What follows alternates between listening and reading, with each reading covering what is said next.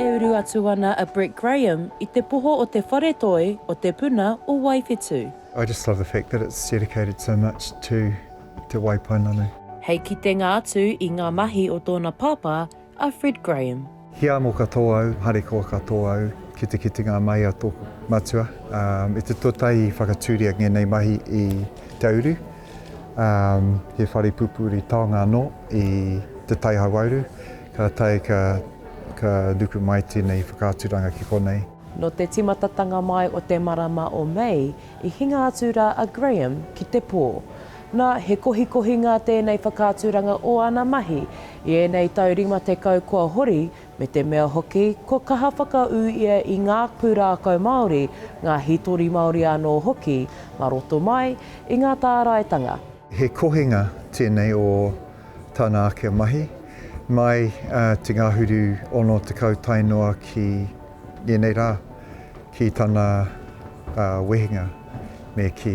Nō reira he pūrangi aho pē ki te timatanga o tāna ake mahi, mai tērā whakapakako ko te ingoa ko te growth, me tāna tirohanga atu ki a rātau o tā wahi, tainoa ki ienei mahi, me te mihi rā tēnei kia koutua te waipainanu.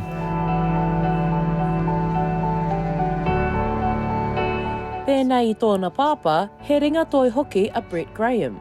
Ko tāna, ko te taira o tōna pāpā, he taira no tua whakarere. Koe te tihi o te whakatūwheratanga whera I Paramatchet, Cliff Whiting, Rauhoterema. Kua pakaru I te huarai kua paraita whenua mō mātua tōku ake whakatūwheratanga e whai atu I a rātau I roto I tēnei ao toi hou. A koe e tupu ake rātau I roto I te ao tawhito. Ka mohi o pū rātau ki ngā whakairo me ngā raranga o tērā whakaaturanga. Ko te pirangi, ko tō rātau pirangi ki te takahi te tihi huarai hou.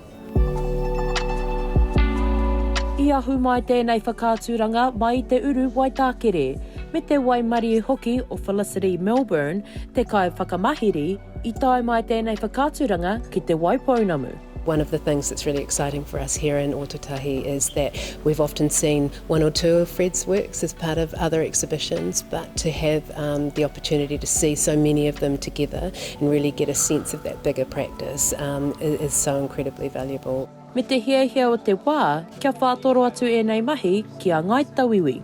Tangi anō te ngākau, ngā te mea kāre te ao Pāke e whātoro atu ki ngā mahi o tērā whakatupuranga, tainoa ki ēnei wā, ki te matinga me ki. Nō reira, tangi tonu te ngākau kāre rātau I tuku atu ngā mihi ki a rātau hei pakaru tēnei huarahi. E hara mō ngā Māori anake, engari mō ngā iwi katoa Aotearoa.